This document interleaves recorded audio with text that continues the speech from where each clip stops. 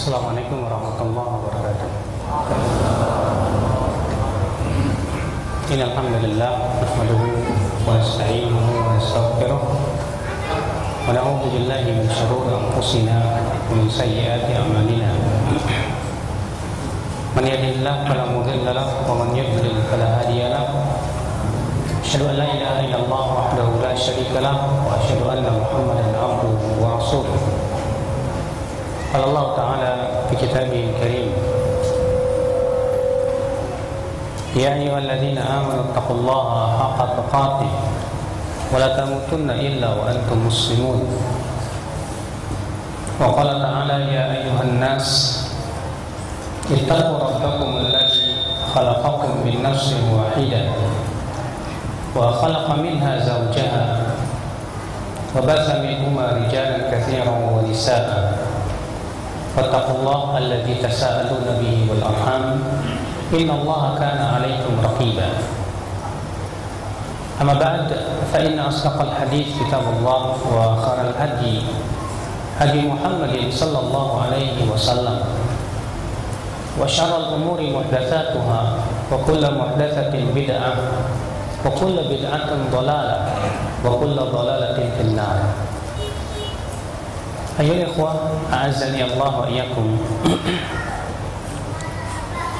Senantiasa kita panjatkan puji dan syukur kepada Allah Subhanahu wa taala dan salawat untuk Rasul kita yang mulia alaihi salatu wassalam.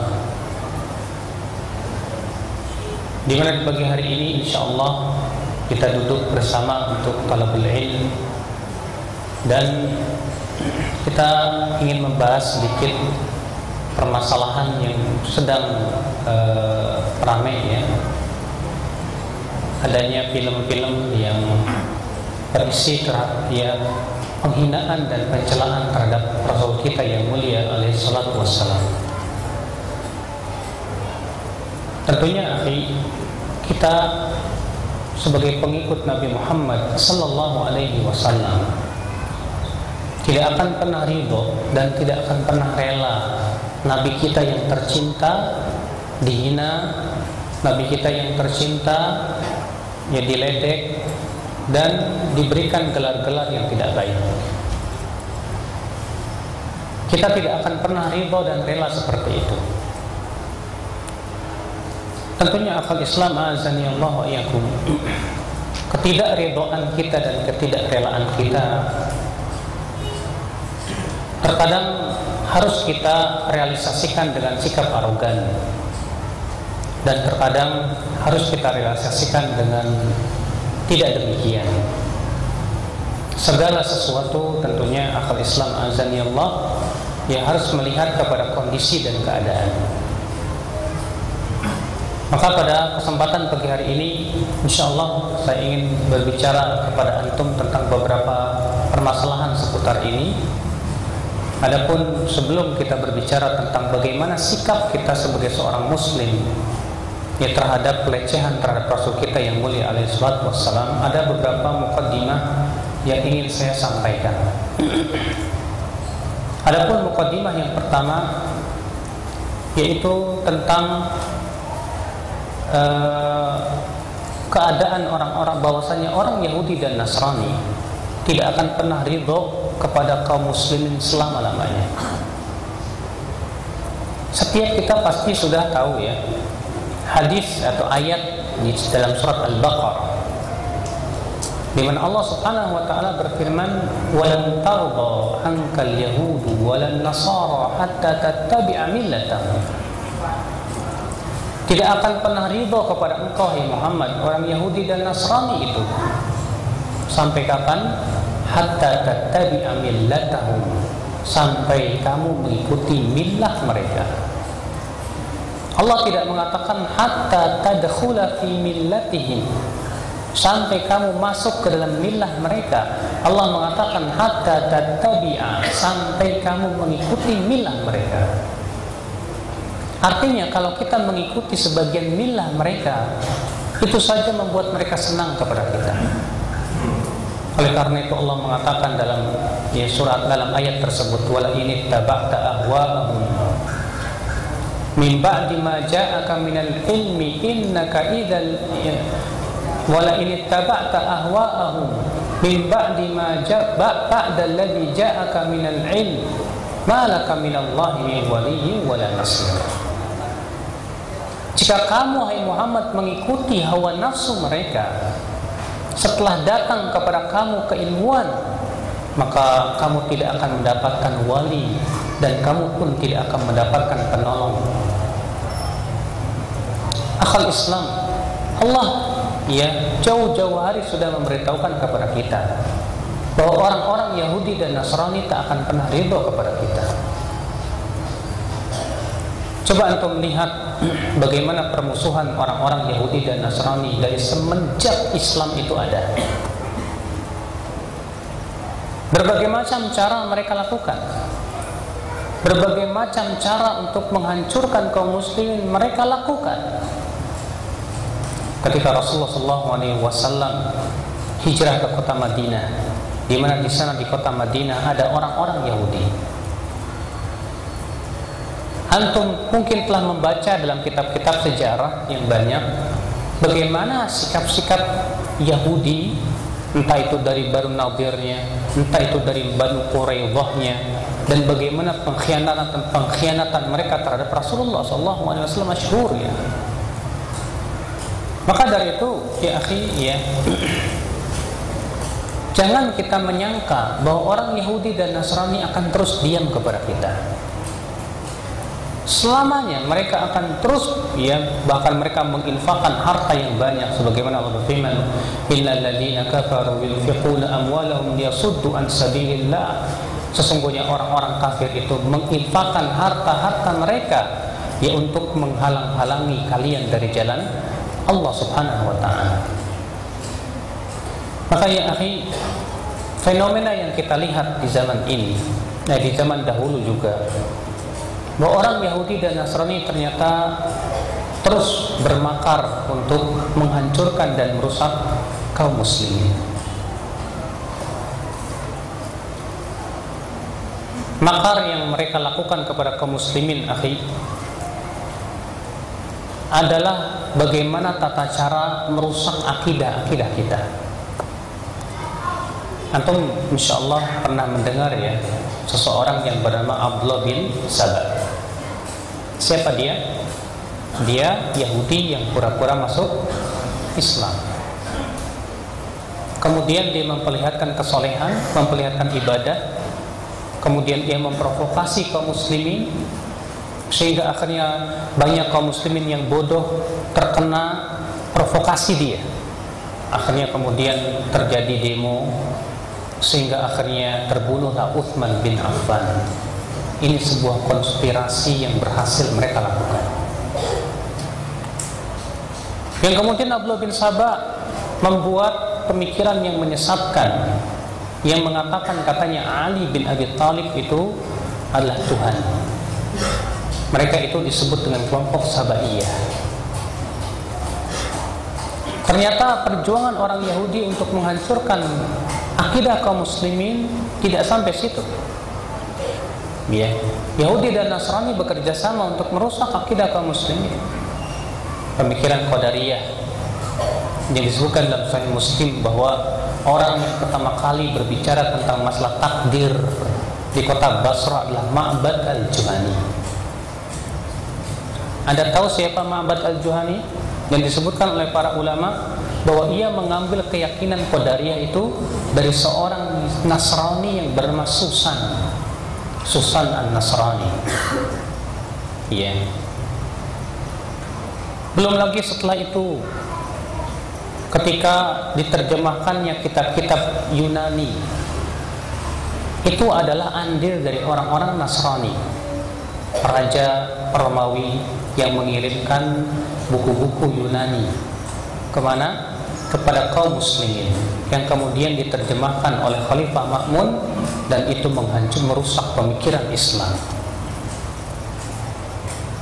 Muncul lagi Ubaidullah bin Abi Qaddah, juga yang disebutkan bahwa ia seorang Yahudi yang pura-pura masuk Islam, yang kemudian berhasil membuat kerajaan yang disebut dengan kerajaan Banu Fatimiyah. di mana mereka telah dikafirkan oleh kaum muslimin di masa itu. Sebagian dikatakan oleh Syekhul Islam Taimiyah rahimahullah, dan kisah Banu Fatimiyah pun juga dikisahkan oleh Ibnu Katsir dalam tafsir beliau, yaitu di dalam kitab sejarah beliau yang berjudul Al-Bidayah wa Nihayah, di mana ya Banu Fatimiyah ini ternyata ya dibuat oleh seorang Yahudi yang pura-pura masuk Islam yang bernama Ubaidullah bin Abil Qaddah, yang kemudian mengaku-ngaku cinta Ahlul Bait. Setelah itu ya mereka mempunyai keyakinan yang sangat kufur sekali. Dan Al-Maqrizi menceritakan di dalam kitabnya Al-Khutuh bahwa Banu Fatimiyah itulah yang pertama kali merayakan berbagai macam perayaan-perayaan di dalam Islam.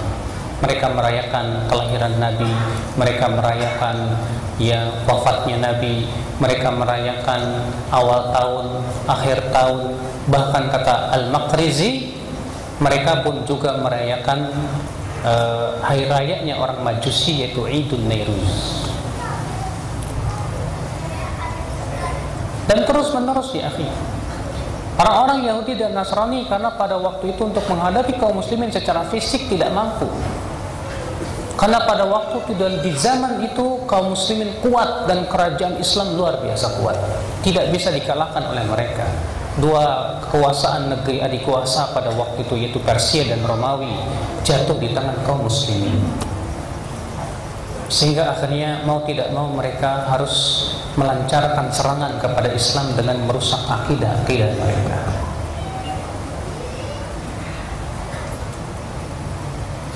Ikhwatul Islam azani Allah wa iyyakum. Perjuangan orang Yahudi dan Nasrani untuk merusak Islam, ya, mereka merealisasikan lagi dengan membuat gerakan yang disebut dengan orientalis. Dan ini gerakan yang sangat luar biasa dahsyat sekali. Kenapa? Karena orientalis ini memang dibangun di London ya. Karena pada waktu itu di zaman penjajahan negeri-negeri Eropa terhadap negara-negara Islam, di mana tujuan orientalis ini adalah bagaimana tata caranya menghadapi pemikiran umat Islam. Maka mereka pun membentuk sebuah lembaga yang disebut dengan orientalis al-mustasyrik ya. Tujuannya adalah mempelajari buku-buku Islam. Mereka mempelajari Sahih Bukhari, Muslim, Abu Daud, Tirmidzi, Nasai. Kemudian mereka pelajari di dalam Al-Quran ya hadis-hadis. Makanya Pak, tidak aneh ya orang-orang orientalis itu lebih paham terhadap hadis dibandingkan kita. Dan saya sering kali ya menyampaikan kepada antum ada sebuah kamus hadis yang lengkap, besar, 8 jilid. Ternyata yang menulisnya orang Yahudi yang bernama Wang Xing, di mana sebetulnya buku ini ditulis oleh orang-orang orientalis tujuannya untuk mereka tadinya, untuk memudahkan mencari hadis yang kemudian dicuri oleh sebagian orang Islam, lalu kemudian dicetak dan ternyata bermanfaat buat kita, terutama para penuntut ilmu hadis. Iya. Bayangkan Pak, si Yahudi yang bernama Wang Xing ini menghabiskan umurnya untuk membuat sebuah kamus hadis. Apakah berarti dia cinta Rasul? Tidak. Apakah dia berarti membela Islam? Tidak. Tujuannya untuk kepentingan mereka juga. Tujuannya untuk mencari kelemahan-kelemahan umat Islam. Apa saja yang bisa membinasakan umat Islam mereka pelajari. Di mana mereka pun Pak membaca kitab-kitab para ulama. Makanya lihat orang-orang orientalis itu menulis buku-buku tentang Islam. Contohnya kitab Hadaratul Arab yang isinya adalah sebetulnya menjelek-jelekan Islam dan kaum muslimin di situ. Tapi subhanallah pintarnya orang ini adalah dengan mengambil perkataan-perkataan yang kemudian diedit sendiri ya, dan dipotting sendiri. Subhanallah. Sehingga akhirnya banyak umat Islam yang terpengaruh oleh kitab-kitab mereka tanpa sadar. Akhul Islam azani Allah wa iyyakum. Jadi yaitu sekelumit sejarah Apalagi di zaman sekarang di mana orang Yahudi dan Nasrani menguasai media. Media mereka kuasai. Ya, maka mereka pun melancarkan berbagai macam hal-hal yang bisa merusak pemikiran umat Islam dalam media. Ya, antum lihat bagaimana media televisi, kerusakan yang ada di situ luar biasa. Wanita-wanita telanjang yang dipampangkan, ya, kesyirikan yang seakan-akan dilestarikan, dan yang lain-lainnya. Kalau kita faham dan tujuan mereka sebetulnya ingin menghancurkan Islam, ya, tapi apa? Secara lembut sekali. Tapi ketika mereka membuat film yang menghina Nabi, kaum muslimin, ya, sadar bahwa itu adalah merupakan cacian kepada kita. Tapi ketika kaum muslimin disodorkan film-film seperti itu, ya, seperti film-film porno, film-film tentang berbagai macam, ya, yang menyajikan kesyirikan, banyak kaum muslimin tidak sadar, ya. Padahal itu jauh, ya, saya katakan jauh lebih berbahaya, bisa merusak pemikiran dan keyakinan ya kaum muslimin. Maka disinilah Bapak sekalian, ya, kita kaum muslimin pun harus betul-betul pintar mempelajari bagaimana, ya, trik-trik mereka untuk merusak keyakinan kita. Kita pun juga harus pintar bagaimana cara mempelajari politik-politik mereka untuk menipu kaum muslimin. Ya, maka akal Islam azani Allah wa yakum. Jadi ini mukadimah yang pertama, bahwa orang Yahudi, orang Nasrani tidak akan pernah ridho terhadap kaum muslimin abadan, selama-lamanya. Ya. Mukadimah yang kedua yang ingin saya sampaikan tentang keadaan kaum muslimin di zaman ini dan dibandingkan dengan zaman dahulu. Ya akhi, sungguh sangat jauh keadaan kaum muslimin di zaman dahulu dengan di zaman sekarang. Kalau dahulu di zaman para khulafaur rasyidin, di zaman sahabat, para tabi'in, tabi'ut tabi'in, kaum muslimin kokoh, kuat, diberikan oleh Allah kerajaan, kekhilafahan luar biasa, sehingga tak ada orang kafir yang berani memperlihatkan syiar mereka di negeri Islam. Tidak ada satupun orang-orang Yahudi ataupun Nasrani yang berani memperlihatkan perayaan mereka di negeri Islam, karena mereka, ya, para khulafa dan para ulama masih kuat, kecintaan mereka kepada Rasulullah luar biasa. Ya, makanya tidak aneh Pak, di dalam kitab-kitab para ulama terdapat fatwa-fatwa para ulama, ya, terhadap orang yang mencaci maki Rasulullah dibunuh. Ya, dan itu memang sebuah fatwa yang dibenarkan oleh seluruh ulama Islam. Karena mencaci maki Rasul adalah kekufuran yang nyata, penentangan terhadap Allah dan Rasulnya. Dan itu subhanallah dilaksanakan di zaman itu. Di zaman Rasulullah, ya, bagaimana dahulu para sahabat membunuh orang-orang yang menyakiti Allah dan Rasulnya, hatta istri-istri mereka sendiri. Sebutkan dalam riwayat yang sahih yang diriwayatkan Abu Daud, Nasai dan yang lainnya, bahwa di zaman Rasulullah pernah ada ditemukan mayat seorang wanita. Maka gemparlah kota Madinah. Lalu Rasulullah SAW mengumpulkan para sahabat. Maka beliau bertanya, siapa yang membunuh wanita ini? Semua diam. Kemudian Rasulullah mengulanginya sampai 3 kali. Semuanya diam. Akhirnya ada seorang sahabat mengaku dan berkata, "Hai Rasulullah, aku yang membunuhnya. Dia adalah istriku, hai Rasulullah. Tadi malam dia mencaci maki engkau, hai Rasulullah. Dia memaki-maki engkau, dan aku tidak sabar. Maka aku pun mengambil gunjar, ya, pisau yang bermata 2, kemudian aku tusuk perutnya sampai dia mati." Maka kemudian Rasulullah SAW bersabda, "Ishhadu inna dama hadar." saksikan oleh kalian bahwa darah wanita itu halal. Rasulullah tidak menghukum si suami yang membunuh istrinya. Dilakukan oleh para sahabat ini. Kenapa? Karena di zaman itu memang apalagi di kota Madinah, negeri Islam telah tegak. Ya, hukum Islam diberlakukan. Kaum muslimin, masya Allah, kuat. Demikian pula di zaman-zaman setelahnya, akhal Islam azani Allah wa iyyakum. Mereka-mereka yang berani mencaci maki Allah dan Rasulnya dibunuhnya. Bahkan bukan hanya orang-orang yang mencaci maki Allah dan Rasulnya, Pak. Seperti Jaham bin Safwan. Antum tahu Jaham bin Safwan? Jaham bin Safwan pendiri pemikiran Jahmiyah yang mengatakan katanya Allah itu tidak punya sifat dan tidak punya nama.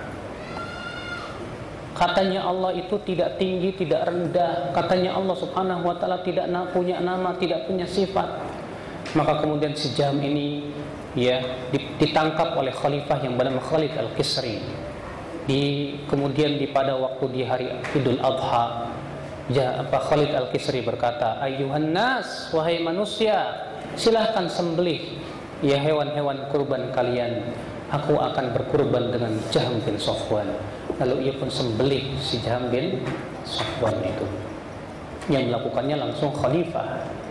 Kenapa? Karena ia mengatakan katanya Allah itu tidak punya sifat dan tidak punya nama. Berarti apa? Ini penghinaan terhadap Allah subhanahu wa ta'ala.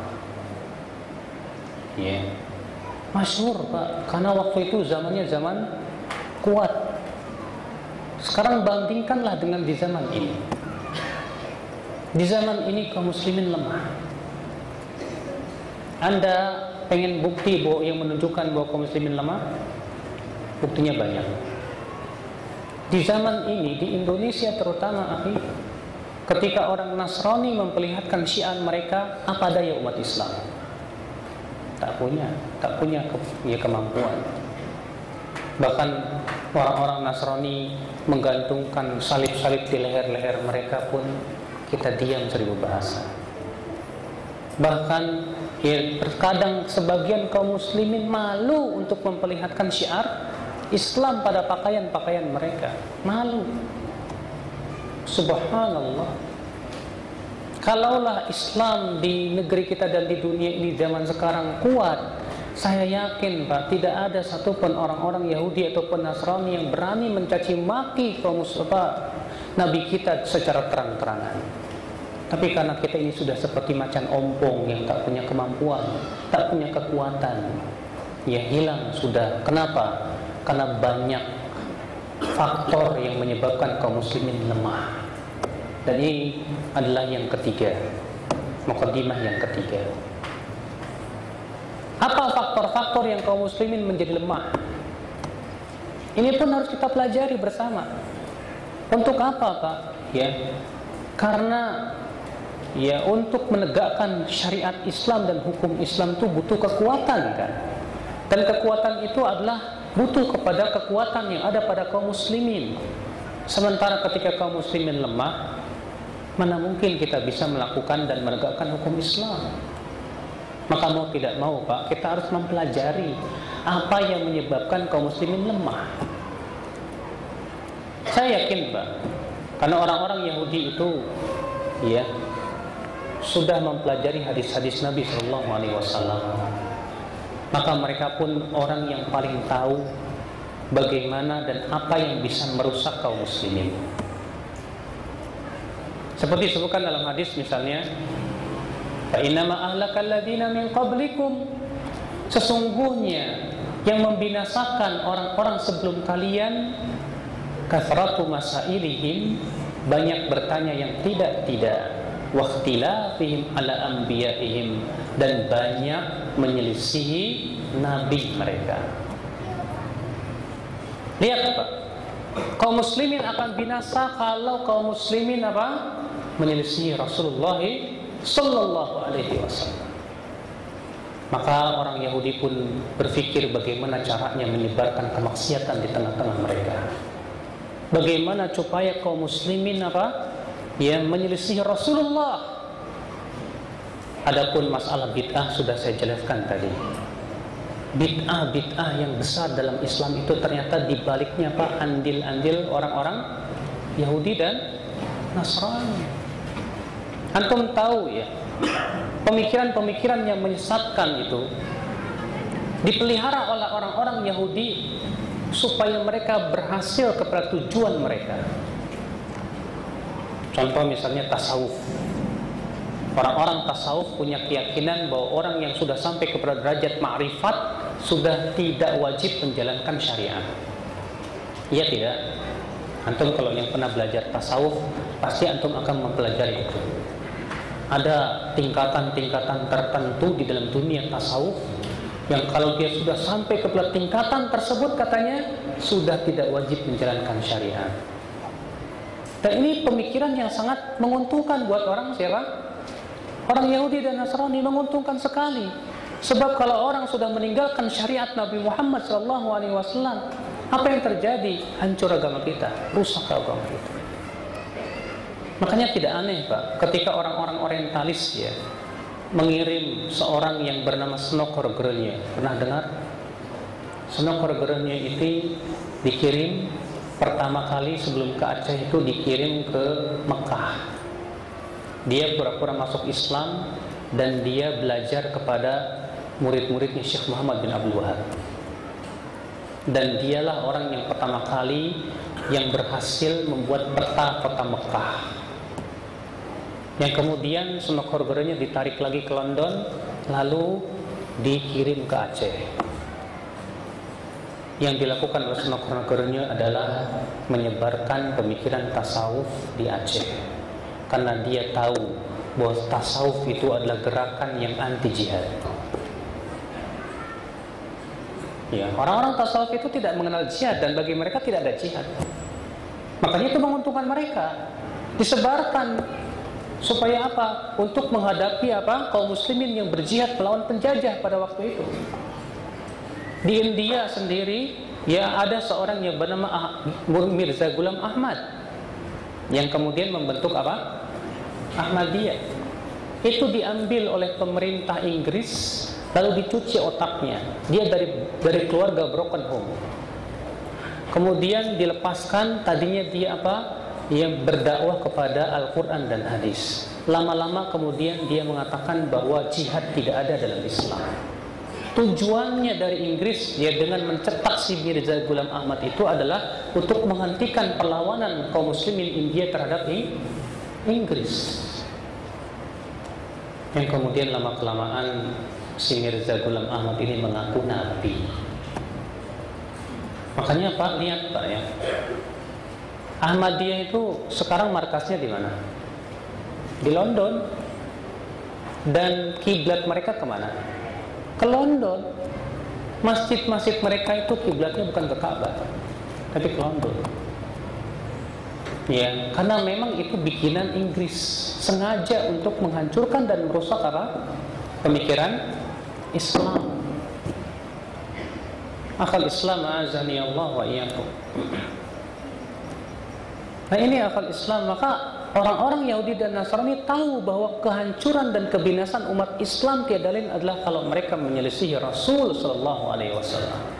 Maka pemikiran sesat pun mereka sebarkan. Makanya Pak, sampai hari ini orang Yahudi dan Nasrani takut kalau kaum muslimin berpegang kepada sunnah.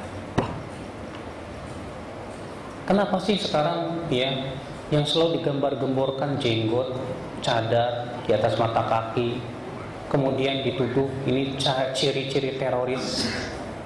Karena orang Yahudi dan Nasrani tahu ini adalah sunnah Rasul. Kalau kaum muslimin telah sampai, telah kembali kepada sunnah Rasul, kepada agama mereka yang murni, berarti pertanda kaum muslimin akan dibela oleh Allah dan menang, dan Allah akan berikan kejayaan kembali. Itu yang mereka khawatirkan, mereka takut itu.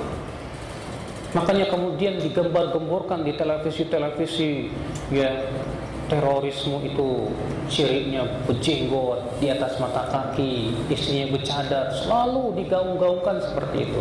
Sehingga akhirnya kaum muslimin sendiri yang hobi terhadap sunnah Rasul sallallahu alaihi wasallam.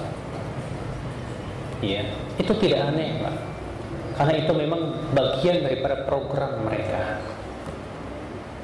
Belum lagi maksiat. Orang Yahudi ketika berusaha untuk apa? Mereka kuasai media-media maksiat dengan mempertontonkan wanita-wanita, dengan mempertontonkan pergaulan-pergaulan bebas dan yang lainnya. Berhasil. Ya. Apa yang terjadi, Pak? Setelah berhasil, kaum muslimin pun lemah. Belum lagi apa-apa. Ya, dunia mereka tawarkan kepada kaum muslimin. Dan mereka tahu bahwasanya yang membinasakan kaum muslimin pun adalah cinta dunia. Sebagaimana sabda Rasulullah, "Mal faqru akhsha alaikum." Bukanlah kefakiran yang aku khawatirkan kepada kalian, kata Rasulullah. "Wa inna ma akhsha alaikum an tuftaha lakumud dunya." Yang aku khawatirkan adalah dibuka kesenangan kehidupan dunia. Fatanafasuha. Kalau kalian berlomba-lomba mencari dunia, lalu dunia itu menghancurkan kalian sebagaimana dunia menghancurkan umat-umat sebelum kalian. Maka ya akhi azani Allah, subhanallah, ya. Benar. Ternyata memang orang-orang Yahudi berhasil. Belum lagi mereka melancarkan gerakan-gerakan yang banyak sekali. Bagaimana orang Yahudi kerjasama dengan orang Syiah, ya, supaya orang-orang Syiah itu laris di kalangan kaum muslimin. Itu bekerja sama, Pak. Seakan-akan Syiah melawan Amerika, padahal tidak. Ya, hanya sebatas untuk mendapatkan simpatik saja, yang tujuannya agar Syiah bisa menguasai negeri-negeri Islam. Ya akhi, itulah keadaan kita kaum muslimin di zaman sekarang ini. Kita memang betul-betul yang berpegang kepada sunnah Rasul Sallallahu Alaihi Wasallam berada di tengah-tengah berbagai macam orang-orang yang tidak suka kepada kita. Sudahlah di dalam Islam sendiri orang yang berpegang kepada sunnah itu dimusuhi. Sudah pula orang-orang kafir yang pun tidak suka kepada kita, orang-orang yang berpegang kepada sunnah Rasul Sallallahu Alaihi Wasallam. Nah, ini akal Islam azani Allah wa yakum. Jadi inilah keadaan kita, ya, yang tentunya membuat hati-hati kita merasa sedih. Walaupun tentunya kita terus berharap kepada Allah, mudah-mudahan ya Allah memberikan hidayah kepada kita semuanya kaum muslimin agar kita diberikan kekuatan kembali dan kemenangan kembali insyaallah biidznillah. Kemudian setelah saya menyebutkan beberapa mukaddimah ini, ya, saya akan membahas itu apa saja bimbingan-bimbingan yang hendaknya dan sikap-sikap yang sahih dalam menghadapi kejadian-kejadian seperti ini, terutama cacian terhadap Rasulullah Sallallahu Alaihi Wasallam. Ketahuilah ya akhi, dahulu ketika Rasulullah Sallallahu Alaihi Wasallam berdakwah di kota Mekah, Rasulullah SAW menghadapi berbagai macam cacian dan makian. Iya tidak? Iya. Rasulullah dituduh apa oleh orang musyrikin? Dituduh dukun. Dituduh apa lagi? Syairun majnun, penyair yang gila. Ini cacian tidak terhadap Rasulullah? Cacian terhadap Rasulullah Sallallahu Alaihi Wasallam, makian terhadap Rasulullah. Namun karena kondisi para sahabat yang masih lemah pada waktu itu, Allah memerintahkan Rasulullah dan para sahabat bersabar menghadapi cacian dan makian mereka. Ya. Bahkan Allah berfirman di dalam surat Al-Jathiyah ayat 41 yang merupakan ayat-ayat makiyah, "Qul lil ladzina amanu yaghfiru lil ladzina la yarjuna ayyamallah liyajziya qauman bima kanu yaksibun." Katakan hai Muhammad kepada orang-orang yang beriman itu, hendaklah mereka memaafkan orang-orang yang tidak mengharapkan pertemuan dengan Allah itu. Di saat ketika kaum muslimin lemah, ketika Rasulullah berdakwah di Mekah menghadapi cacian, makian, bahkan tak segan-segan orang musyrikin pun mencaci maki Allah Subhanahu wa taala. ternyata Allah memerintahkan kaum muslimin untuk sabar dan memaafkan. Ya. Karena keadaan tidak mungkin untuk membalas mereka dengan kekerasan. Jihad dengan pedang belumlah disyariatkan pada waktu itu. Sampai-sampai ketika Abdurrahman bin Auf datang kepada Rasulullah membawa pedang dan menghunuskan pedang, dan beliau berkata, "Ya Rasulullah, ayo kita perangi orang-orang kafirin itu." Kata Rasulullah, "Inni lam umar bihada." Aku belum diperintahkan untuk itu. Jihad yang diperintahkan Rasulullah di kota Mekah adalah jihad dengan dakwah dan ilmu. Allah berfirman dalam surat Al-Furqan, ya, "Fala tuti'il kafirina wajahidhum bihi jihadan kabira." Jangan kamu mentaati orang-orang kafir itu, dan jihadi mereka dengan Al-Quran, dengan jihad yang besar. Maka Rasulullah pun berjihad dengan Al-Quran, mendakwahkan kaum musyrikin kepada la ilaha illallah. Itulah jihad yang besar yang dilakukan oleh Rasulullah dan para sahabatnya di kota Mekah. Sampai akhirnya Allah pun mengizinkan Rasulullah untuk apa? Hijrah. Ya, Rasulullah SAW diizinkan oleh Allah hijrah ke Madinah. Maka beliau pun dengan para sahabatnya hijrahlah ke kota Madinah. Kemudian yang pertama kali beliau lakukan adalah membangun masjid. Kemudian setelah itu mengadakan perjanjian dengan orang-orang Yahudi yang ada di kota Madinah. Setelah kaum muslimin kuat, punya daulah kokoh, lalu Allah pun wajibkan kepada mereka apa? Jihad. Mulai jihad itu dikumandangkan. Maka jihad yang pertama, perang yang pertama kali kumandangkan apa? Perang apa, Pak? Perang apa? Perang Badar. Iya.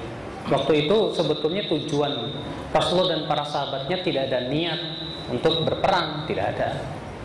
Niatnya cuma sebatas mengambil harta-harta mereka yang dibawa oleh kafilah. Ya, waktu itu Abu Sufyan membawa kafilah yang isinya barang dagangan, makanan dan yang lain-lainnya. Tapi ternyata qadarullah harus menghadapi pasukan yang besar. Mulailah fase di kota Madinah ketika daulah Islam sudah tegak, kekuatan sudah terbentuk. Maka Allah pun memerintahkan Rasulullah dan para sahabat untuk berjihad dengan pedang dan panah. Berbagai macam peperangan Rasulullah lakukan sampai akhirnya Allah sempurnakan agamanya. Ya, walillahil hamdu wal minnah.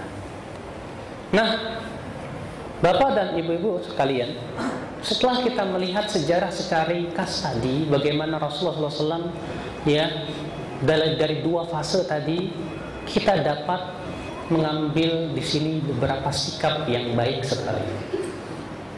Apa itu yang pertama? Bahwa seorang muslim hendaklah mengikatkan diri kepada manhaj wahyu yang berdasarkan kepada Al-Quran dan hadis-hadis Nabi Sallallahu Alaihi Wasallam. Rasulullah ketika berdakwah menghadapi cacian, makian, menghadapi berbagai macam penyiksaan, ternyata yang diperintahkan oleh Allah kepada Rasulullah untuk bersabar dulu. Di saat pada waktu itu kaum muslimin lemah. Makanya apa? Para ulama membagi ayat-ayat Al-Quran itu menjadi dua. Ada ayat-ayat Makkiyah dan ada ayat-ayat apa? Madaniyah. Kalau antum perhatikan ayat-ayat Makkiyah dan Madaniyah, isi pembicaraannya agak berbeda. Kalau ayat-ayat Makkiyah kebanyakan berbicara tentang akidah, penetapan tentang hari akhirat, surga dan neraka. Kalau ayat-ayat Madaniyah kebanyakan tentang hukum, tentang qital, perang, memerangi orang-orang kafirin, bersikap tegas terhadap mereka. Maka dari itulah Syekhul Islam Ibnu Taimiyah rahimahullah, ketika mengambil faidah daripada adanya ayat Makkiyah dan Madaniyah, beliau berkata, apa kata beliau? Wasarat tilkal ayat fi haqqi kulli mu'minin mustad'afin la yumkinu nasrullahi wa rasuluhu la yumkinu nasrullahi wa rasulihi biyadihi wala bilisanihi fayantasiru bima yaqdiru alaihi minal qalbi wa nahwihi. Maka ayat-ayat Makkiyah yang menyuruh kita untuk sabar dan memaafkan orang-orang musyrikin yang mencaci maki Allah dan Rasulnya, yaitu khusus untuk keadaan kaum mukminin yang lemah, yang tidak mampu untuk membela Allah dan Rasulnya dengan tangan dan lisannya, tapi hendaklah ia membela agama Allah sesuai dengan kemampuannya, berupa dengan hati dan sebagainya. Wasarat ayatus sighar 'alal mu'ahadin fi fi haqqi kulli mu'minin qawiyyin yaqdiru 'ala nasrillah wa rasulihi biyadi aw lisanihi. Ya, adapun ayat-ayat yang memerintahkan kita untuk memerangi orang-orang musyrikin, menghinakan mereka, merendahkan mereka, itu adalah untuk kaum mukminin yang kuat, yang mampu untuk membela Allah dan Rasulnya dengan tangan atau lisannya. Wa bihadil ayat wa nahwiha kana al-muslimuna ya'maluna fi akhir umri Rasulillah sallallahu alaihi wasallam wal ahdi khulafa'ir rasyidin. Dengan ayat-ayat seperti inilah kaum muslimin mempraktekkan baik di akhir umur Rasulullah maupun di zaman khulafa'ur rasyidin. Ya. Wa kadzalika huwa ila yaumil qiyamah, demikianlah sampai hari kiamat. La tazalu ta'ifatu min hadhil ummah qa'imina 'alal haqqi. Ya, bahwasanya akan senantiasa ada sekelompok dari umat Islam ini yang tegak di atas kebenaran, yang surunallaha wa rasulahu, yang mereka akan terus membela Allah dan Rasulnya dengan pembelaan yang sempurna. Iya. Maka kata beliau, faman kana minal mu'minina bi ardin huwa fiha mustad'af aw fi waqtin huwa fihi mustad'af.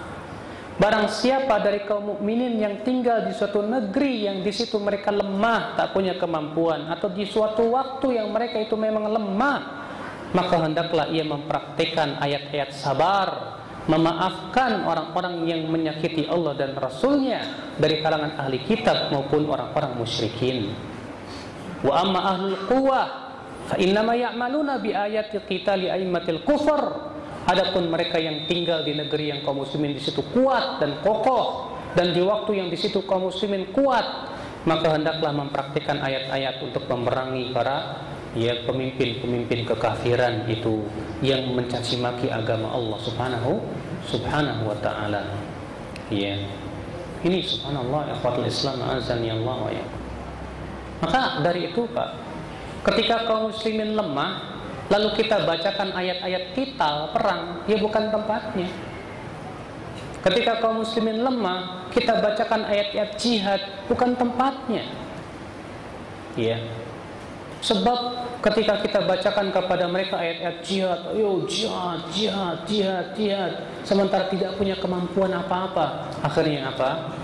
Yang timbul mudarat yang lebih besar. Ya. Akhirnya banyak orang yang tidak sabar. Sampai kapan kita terus begini? Kita nggak sabar. Ayo kita bergerak, bom sini, bom sana. Setelah pemboman ternyata bukannya menang, nggak ada kemenangan di sana. Yang ada adalah Islam semakin dituduh sebagai teroris. Yang ada adalah sunnah semakin ditakuti orang. Dengan bom itu tidak ada satupun orang kafir yang masuk Islam. Dengan bom itu tidak pula membela Allah dan Rasulnya sama sekali. Ya, makanya ya akhi azani Allah wa yakum, di sini yang harus kita perhatikan ya, bahwa bimbingan Allah dan Rasulnya itu yang paling baik buat kita. Lihatlah oleh antum ya ayat-ayat Makkiyah dan ayat-ayat Madaniyah.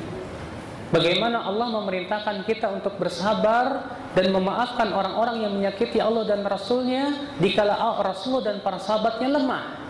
Dan bagaimana Allah dan Rasulnya, Allah memerintahkan Rasulnya untuk memerangi orang kafirin dan keras terhadap mereka dikala kaum muslimin mempunyai apa? Daulah dan kekuatan. Ini bimbingan Pak, bimbingan. Belum lagi Pak kaidah-kaidah yang Allah telah tetapkan dalam Al-Quran. Seperti kaidah apa? Ya, Kaidah yang ditetapkan dalam Al-Quran contohnya tentang masalah apa? Bahwa melakukan kewajiban itu disesuaikan dengan kemampuan. Allah berfirman, la yukallifullahu nafsan illa wus'aha. Allah tidak memberikan beban kepada seseorang kecuali sesuai dengan apa? Kemampuan, hasbal istita'ah. Ya. Belum lagi ayat yang menyebutkan wajibnya kita untuk mempertimbangkan antara maslahat dan mudarat. Ya, ketika Allah menyebutkan tentang ayat tentang apa arak, yas'alunaka 'anil khamri wal maisir qul fihima itsmun kabirun wa manafi'u lin-nas wa itsmuhuma akbaru min naf'ihima. Mereka bertanya kepada Muhammad tentang apa? Tentang arak dan judi. Katakan, hai Muhammad, di dalam arak dan judi itu ada apa? Ada dosa. Dan ada apa? Dan ada manfaat-manfaatnya untuk manusia. Tapi apa kata Allah? Tapi dosanya, mafsadahnya, bahayanya lebih berat daripada apa? Ya, manfaatnya. Kaidah berarti Islam ya selalu memperhatikan antara maslahat dan mafsadah. Bahkan kata para ulama, Islam itu berporos pada dua perkara, mendatangkan maslahat atau menolak mudarat. Ketika di sana ada maslahat dan di sana juga ada mudarat, harus dipertimbangkan mana yang lebih kuat. Kalau ternyata maslahatnya lebih kuat daripada mudaratnya, boleh dilakukan tidak? Boleh, tidak masalah. Kalau ternyata mudaratnya lebih berat dibandingkan maslahatnya, boleh dilakukan tidak? Tidak boleh. Di saat itu diharamkan. Makanya Ibnu Qayyim ketika berbicara tentang ingkarul munkar, beliau mengatakan bahwa mengingkari kemungkaran harus melihat maslahat dan mudarat. Kalau kita mengingkari kemungkaran, dengan mengingkari akhirnya kemungkaran semakin berkurang, jelas disyariatkan. Atau kalau kita mengingkari kemungkaran, dengan kita mengingkari kemungkaran malah timbul kemungkaran yang selevel, maka ini tanyakan kepada ahli ijtihad. Kita diam, jangan dulu bergerak. Kalau kita mengingkari kemungkaran, ternyata yang timbul kemungkaran yang lebih dahsyat, maka di saat itu kata Ibnu Qayyim, mengingkari kemungkaran adalah haram, gak boleh. Iya. Dan ini dipraktikkan oleh para a'immatul Islam, seperti Syekhul Islam Taimiyah rahimahullah, di saat beliau sedang berjalan bersama murid-muridnya, kemudian melewati tentara Tartar yang sedang mabukan. Ketika murid-muridnya Ibnu Taimiyah ingin mengingkari, apa kata Ibnu Taimiyah? Biarkan mereka mabuk, karena mabuknya mereka lebih ringan mudaratnya buat kita. Dan kalian mengingkari kemungkaran mereka akan lebih besar mudaratnya buat kita. Udah biarkan saja. Ya, lihat ya bagaimana para ulama mempraktikkan kaidah ini. Makanya sungguh sangat aneh kalau ada orang yang hanya sebatas yang melihat ini kan mudarat, ini kan berbahaya, ini kan mungkar, lalu kemudian langsung diingkari tanpa melihat kepada aspek maslahat dan mudaratnya, apakah akan timbul mudarat yang lebih besar atau tidak. Ya. Akhal Islam azani Allah wa iyyakum. Maka dari sinilah penting bimbingan yang kedua. Apa itu bimbingan yang kedua? Adamul hukmi bil atifah bi mujarradil awatif. Jangan Anda bersikap atau mensikapi sesuatu hanya semata-mata dengan semangat dan semangat belaka, hanya dengan emosi, hanya dengan perasaan. Jangan. Ingat Pak, hati kita ketika panas berkobar dan kesal, kita pun juga harus berpikir, apa yang harus saya lakukan? Jangan sampai sikap saya salah, sebab ketika sikap kita salah, yang menjadi korban adalah agama kita sendiri. Maka ya akal Islam azani Allah wa iyyakum. Makanya Syekh Utsaimin rahimahullah mengatakan apa? Al-awasif, sebatas semangat saja itu hanya akan menghancurkan. Seperti halnya apa? Ya, angin ribut. Pernah suatu ketika ada seorang Arab Badawi masuk ke dalam masjid dan kencing. Bagaimana menurut antum kalau ada orang yang mengencengi masjid? Ini penghinaan terhadap umat Islam, kurang ajar namanya. Masa masjid yang merupakan tempat ibadah dikencingi seenaknya? Para sahabat melihat itu marah, geram, kesal. Akhirnya mereka mau menarik si Arab Badawi ini. Tapi subhanallah, Rasulullah SAW tidak menghukumi sebatas dengan semangat. Rasulullah melihat ini kalau dibiarkan sahabat menghentikan seorang Arab Badawi akan lebih berat mudaratnya. Maka apa yang terjadi? Rasulullah bersabda, "Da'u, biarkan. Wala tuzrimu, jangan diputus kencingnya," kata Rasulullah. Setelah selesai kencingnya, kemudian Rasulullah bersabda, ambilkan seember air, lalu diguyurkan, selesai. Ternyata para ulama mengambil faedah besar dari hadis ini. Apa kata mereka? Bahwa kalau kita mengingkari kemungkaran yang ternyata yang terjadi adalah kemungkaran yang lebih besar, maka pada waktu itu bisa haram jadinya. Ya. Rasulullah SAW dihadapkan pada dua keadaan, Pak. Maju kena, mundur kena. Kalau Rasulullah SAW biarkan para sahabat mengingkari orang Arab Badawi kencing itu, mudarat.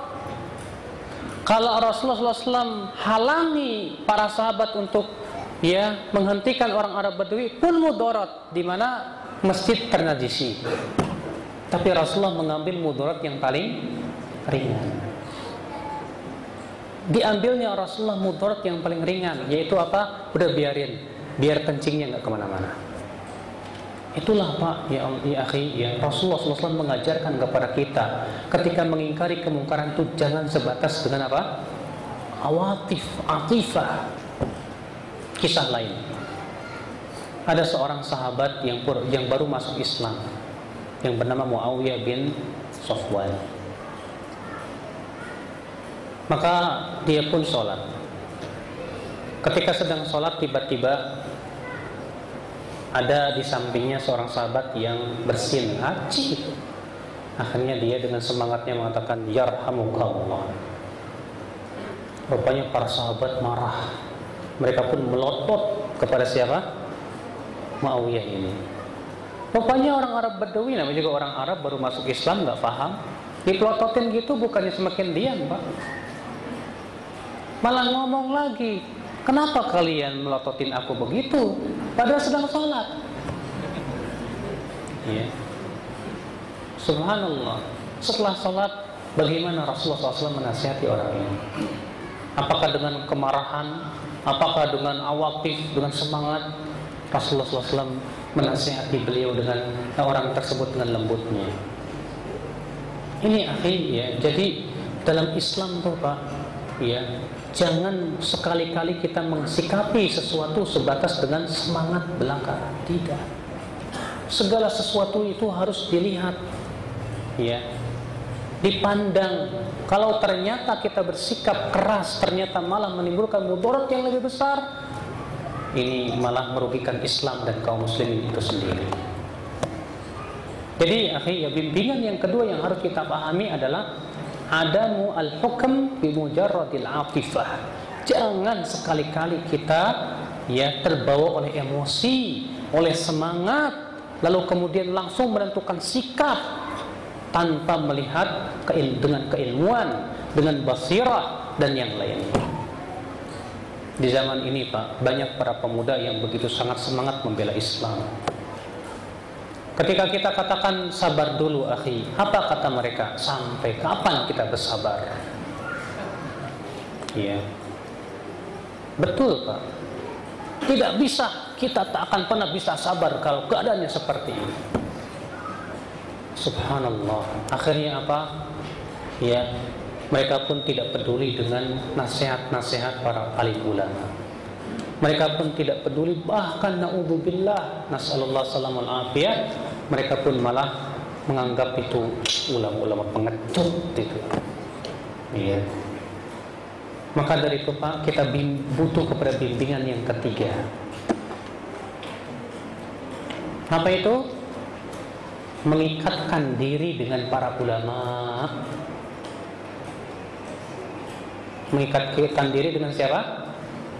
Para ulama. Tapi ulama yang kayak gimana Pak?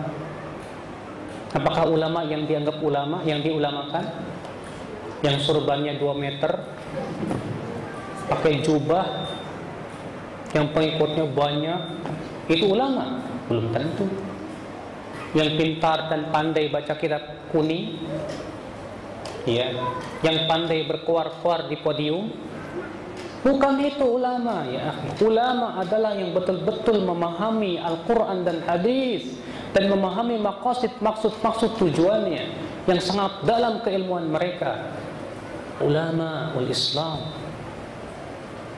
Wallahi Pak, kita mengikuti para ulama berkahnya besar sekali. Iya. Di zaman terdahulu Pak, ketika mereka mengikuti para ulama, memberikan keberkahan yang luar biasa. Ini dia di zaman Imam Ahmad bin Hanbal. Antum tahu apa yang terjadi di zaman Imam Ahmad? Di zaman Imam Ahmad, orang-orang Mu'tazilah berkuasa. Kenal Khalifah Ma'mun? Pernah dengar? Dia khalifah dari kalangan Banu Abbasiyah, dan dia terpengaruh pemikiran Mu'tazilah. Lalu dia memaksakan para ulama untuk meyakini keyakinan Mu'tazilah. Akhirnya apa yang terjadi? Ditangkap itu para ulama, sebagian mereka dibunuh, sebagian disiksa. Banyak ulama yang melarikan diri, seperti Imam Syafi'i lari ke Mesir menyelamatkan diri. Adapun Imam Ahmad ditangkap oleh Khalifah Ma'mun. Tapi ya, ketika Imam Ahmad telah sampai di Baghdad, belum sempat ketemu Khalifah Ma'mun mati duluan. Diganti oleh anaknya Al-Mu'tasim billah. Ternyata Al-Mu'tasim sama dengan bapaknya keyakinannya, meneruskan perjuangan bapaknya. Akhirnya Imam Ahmad pun disiksa selama ya kekuasaan Mu'tasim billah. Mu'tasim berkuasa 2 tahun. Setelah Mu'tasim meninggal dunia, digantikan oleh Al-Wathiq billah. Ternyata Al-Wathiq pun juga keyakinannya sama dengan bapaknya. Rupanya cobaan Imam Ahmad belum lagi berhenti. Dia disiksa terus, dicambuk, sampai akhirnya terjadilah dialog di hadapan Al-Wathiq antara seorang ulama Ahlussunnah dengan ulama Mu'tazilah, di mana pertanyaan yang diajukan oleh ulama Ahlussunnah kepada ulama Mu'tazilah ini pertanyaan yang sederhana tapi menggelitik. Apa katanya? Yang kamu dakwahkan itu, apakah diketahui oleh Rasulullah? Kata si Ibnu Abi Duat, ya pentola Mu'tazilah, ya. Yang apakah diketahui oleh Abu Bakar? Ya. Umar? Ya. Utsman dan Ali juga? Ya, mereka tahu. Sesuatu yang mereka ketahui, sesuatu yang mereka ketahui, ya kata ulama Ahlussunnah, mereka tahu. Apakah mereka menyampaikannya kepada umat? Kata Ibnu Abi Duat, tidak menyampaikannya. Tidak juga Rasulullah, para sahabat Abu Bakar, Umar, Utsman tidak menyampaikannya. Tidak. Mereka tahu. Kalau begitu, kenapa kamu menyampaikannya? Mereka saja tidak menyampaikan, kok kamu malah menyampaikan? Akhirnya Al-Wathiq billah langsung masuk ke kamarnya sambil tersenyum dan berkata, benar juga ya, kata dia. Akhirnya Al-Wathiq billah berkata, lepaskan semua tawanan, semua yang ada di penjara, termasuk Imam Ahmad pun dilepaskan. Sesampainya Imam Ahmad di rumahnya, banyak yang menjenguk dia, Pak. Berkumpullah di rumah Imam Ahmad para fuqaha dan para qurra. Apa kata mereka? Ya Aba Abdillah, inna hadzal amra qad tafaqam. Hai Aba Abdillah, urusan ini sudah terlalu berat, hai Aba Abdillah. Kita tidak bisa diam, hai Aba Abdillah. Kita harus mengadakan revolusi. Kita harus ganti dan copot al-wathiq billah ini. Masya Allah, Pak. Padahal di zaman itu memang keadaannya luar biasa. Ulama-ulama Ahlussunnah dibunuhin, disiksain, termasuk Imam Ahmad bin Hanbal. Setelah Imam Ahmad dia dilepaskan dan pulang ke rumahnya, berkumpul para fuqaha Baghdad, para qurra, mengajak Imam Ahmad untuk mengadakan kudeta, pemberontakan. Apa kata Imam Ahmad? Apakah Imam Ahmad setelah disiksa seperti itu berkata dengan semangat, kekesalan? Mungkin kalau antum yang digituin, antum kesel. Oh iya, saya udah disiksa 2 tahun, udah ayo kita Masya Allah. Tapi subhanallah, Imam Ahmad ulama besar, ulama yang tidak berkata dengan kemarahan dan hawa nafsu dan emosi. Padahal beliau sudah disiksa 2 tahun lebih. Apa kata Imam Ahmad? Ad-dima, jagalah darah kaum muslimin. Jaga darah kaum muslimin, la tanzi'una yadan min ta'ah. Jangan kalian cabut ketaatan kalian kepada Amirul Mukminin al-wathiq billah. Akhirnya terjadi dialog. Imam Ahmad pun membawakan dalil-dalil Al-Quran dan hadis, yang akhirnya para fuqaha dan para qurra pun menerima pendapat Imam Ahmad. Akhirnya mereka pun sabar. Tapi subhanallah, Pak, berkah. Tak lama kemudian al-wathiq billah mati konyol, digantikan oleh al-mutawakkil ala Allah. Di zaman al-mutawakkil ala Allah, sunnah dibela, dan orang-orang Mu'tazilah kebalikan, dimasukin ke penjara. Kenapa, Pak? Kesabaran. Dan karena mereka mengikatkan diri kepada siapa?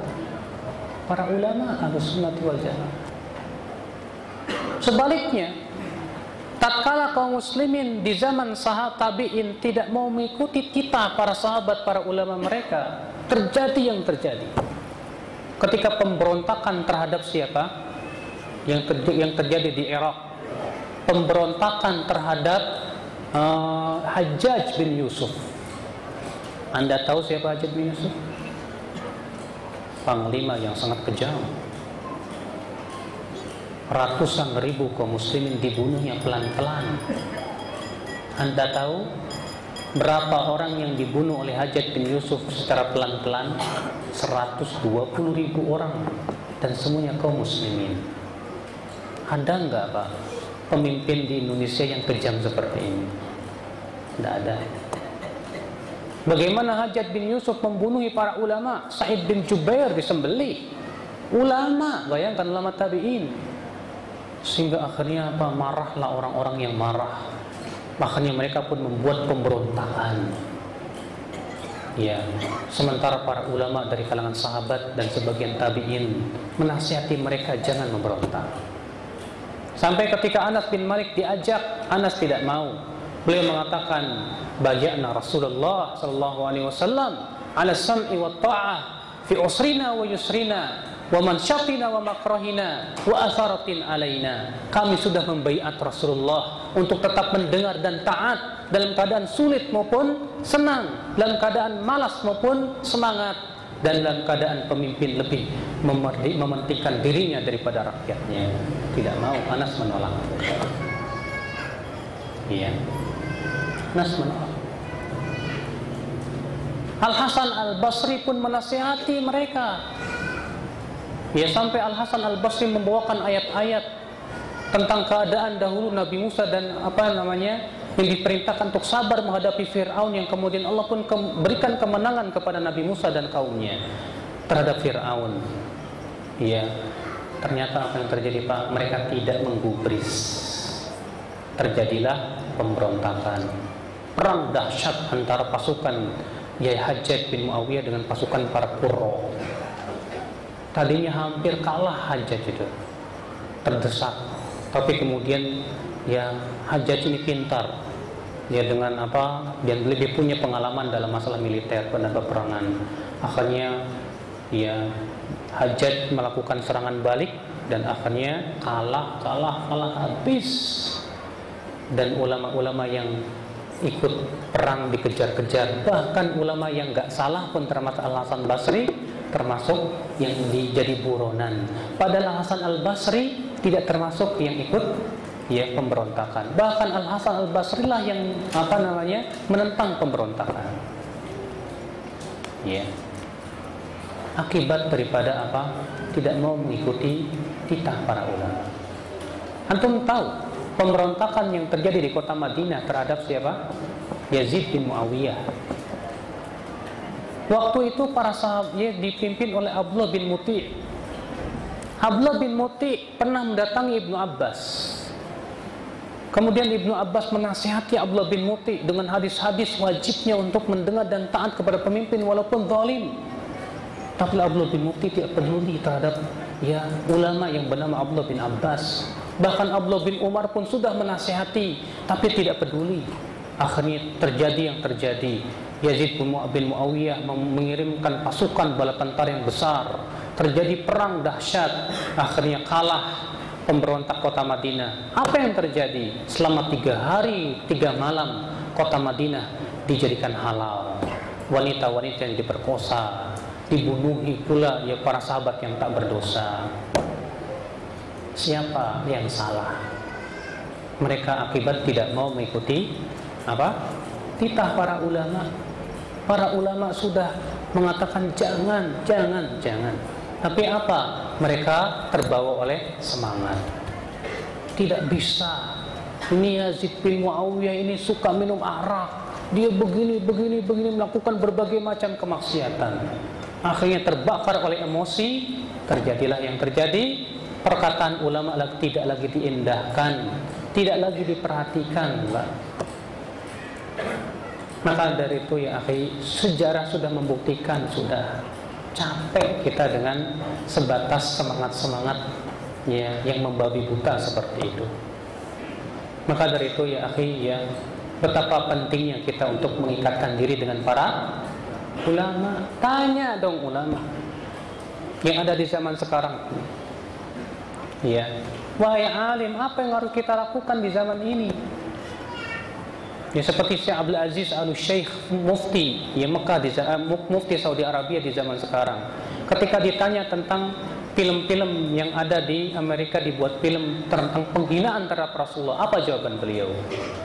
Sesungguhnya ini adalah merupakan ya penghinaan terhadap kita kaum muslimin. Dan siapa di antara kita, kata beliau, yang tidak marah, yang tidak ya panas dengan keadaan seperti ini? Tapi kemudian beliau menghimbau jangan mudah terpancing, kata beliau. Ya, para ulama Saudi menghimbau kaum muslimin jangan mudah terpancing. Ini dikhawatirkan politik mereka. Ya, karena mereka ingin supaya dengan film-film ini kaum muslimin apa? Marah. Kemarahan itulah yang hendak dilakukan oleh digunakan kesempatan tersebut oleh orang-orang Yahudi dan Nasrani merusak citra Islam. Hati-hati Pak, makanya subhanallah ya, di Saudi sendiri ya para ulama mereka mengingatkan hati-hati. Jangan sampai kita terjerat oleh politik-politik mereka. Betul, kita tidak suka ini, tapi keadaan kita bukan keadaan di zaman Khulafaur Rasyidin yang kuat. Ya. Kita harus berupaya mengambil sikap dengan penuh keilmuan, bukan dengan apa? Sebatas semangat yang membabi buta. Jangan. Akal Islam azani Allah wa iyyakum. Tapi itulah Pak, sekali lagi sudah saya sebutkan tadi ya, ketika para pemuda yang terbawa emosi mereka dan terbakar oleh semangat itu ya, menganggap bahwa perjuangan mereka untuk memperjuangkan Islam, akhirnya apa? Mereka menganggap para ulama itu katanya pengecut. Apa itu ulama-ulama pengecut itu? Ulama-ulama pejilat itu. Dan berbagai macam lakop. Akhirnya apa? Mereka pun memilih ulama-ulama yang sesuai dengan pendapat mereka, nah baru itu yang diacung jempolkan. Nah, ini baru ulama. Ya, diangkatlah ulama-ulama yang sesuai dengan hawa nafsu mereka. Musibah yang menimpa, Pak. Maka ya akhi azani Allah yakum, betapa butuhnya kita, terutama kita para pemuda yang memang terkadang ya masa-masa muda itu semangat sedang menggebu-gebu. Ya, masa-masa muda itu biasanya perasaan lebih menguasai daripada akal pikiran. Oleh karena itulah kenapa Rasulullah diutus di umur 40 tahun.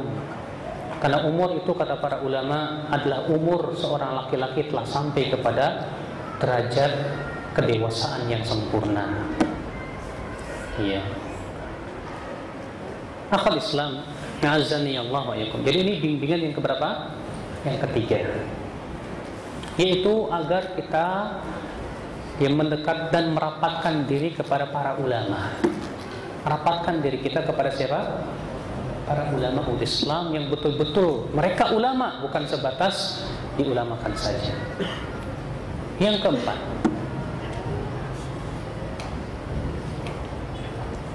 yaitu kita harus membina persatuan, memperkokoh persatuan. Ini sangat penting sekali. Persatuan ya di antara kaum muslimin, perkara yang sangat dianjurkan oleh Islam. Berapa banyak ayat yang melarang kita bercerai, berpecah belah. Ya Allah berfirman, wa'tasimu bihablillahi jami'an wa la tafarraqu. Jangan kalian berpecah belah, kata Allah. Allah juga berfirman, wa la takunu minal musyrikin minal ladzina farraqu dinahum wa kanu syi'a. Jangan kalian seperti orang-orang musyrikin itu, yaitu orang-orang yang memecah belah agama mereka dan mereka bergolong-golong. Allah juga mengatakan, wala tanaza'u fatafshalu wa tadhhaba rihukum. Jangan kalian berselisih, niscaya kalian akan gagal dan akan hilang kekuatan kalian. Allah mengatakan bahwa perselisihan itu pasti akan berakhir dan berujung kepada kegagalan, dan bahwasanya perselisihan itu akan menghilangkan kekuatan kaum muslimin selamanya itu. Ya. Maka ya akhi azani Allah, betapa pentingnya kita bersatu padu. Setan itu Pak sudah merasa putus asa untuk disembah oleh orang-orang yang sholat, tapi setan punya cara lain. Apa kata Rasulullah? Inna syaitan qad aisa an ya'budahul musallun. Setan sudah merasa putus asa untuk disembah oleh orang-orang yang sholat, walakin bitahrish bainahum, tapi dengan cara menumbuhkan bibit-bibit permusuhan di antara mereka. Menumbuhkan bibit-bibit permusuhan. Perhatikan Pak. Ini bagaimana cara setan menumbuhkan bibit-bibit permusuhan? Anda tahu? Tahu nggak? Ya, harus kita tahu. Karena ini akan bisa menghancurkan persatuan kaum muslimin. Sebutkan dalam hadis yang diriwayatkan Tirmidzi bahwa Rasulullah SAW bersabda, "Ma tawadda itsnan, thumma yufarraq bainahuma, illa bidzambi yusibu ahaduhuma." Tidaklah dua orang yang tadinya berkasih sayang, bercinta kasih, kemudian menjadi berpisah, saling bermusuhan, kecuali akibat dosa yang dilakukan oleh salah satu dari keduanya. Dosa itu Pak menyebabkan kita ini saling bermusuhan. Dosa itu Pak yang menyebabkan kaum muslimin cerai-berai. Dosa Pak. Iya. Maka untuk mengokohkan persatuan kaum muslimin ini Pak, harus dihilangkan sebab-sebab yang akan menyebabkan mereka bercerai-berai. Oleh karena itu Bapak sekalian, persatuan ya tidak meniadakan untuk saling menasehati dan saling mengingkari kemungkaran yang ada di antara kita. Bukankah Allah berfirman, wal asri innal insana lafi khusrin illa alladhina amanu wa aminus salihat wa tawassaw bil haqqi wa tawassaw bis sabri. Bukankah Rasulullah bersabda, unsur akhaka zaliman aw madluman, tolong saudaramu yang berbuat zalim dan yang dizalimi. Kemudian sahabat berkata, ya Rasulullah, bagaimana kalau kami sudah memahami bagaimana membela orang yang dizalimi, lalu bagaimana caranya menolong orang yang berbuat zalim? Kata Rasulullah, tahan dia dari kezalimannya. Tahan dia dari apa? Kezalimannya. Kezaliman itu berupa kemungkaran, entah itu pemikiran yang menyesatkan. Kezaliman itu berupa kemaksiatan, berbagai macam kemaksiatan yang merajalela. Dosa-dosa itu, maka di sini Bapak sekalian, jadi sekali subhanallah ya, persatuan ini harus kita pahami dengan pemahaman yang sahih dan benar, Pak. Karena kita tidak mungkin bisa bersatu padu kalau sebab-sebab perpecahan masih ada di kalangan kita. Ya. Ketika kita misalnya mengingkari suatu perkara yang syirik, apakah berarti kita sedang memecah belah? Hah?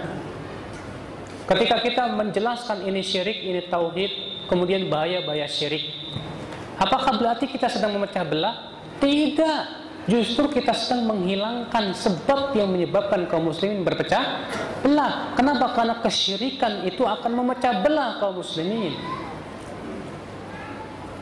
Ketika kita berbicara tentang ini bid'ah, ini sunnah, apakah berarti kita sedang memecah belah? Tidak. Karena bid'ah itu kalau kita lihat sejarahnya selalu memecah belah kaum muslimin.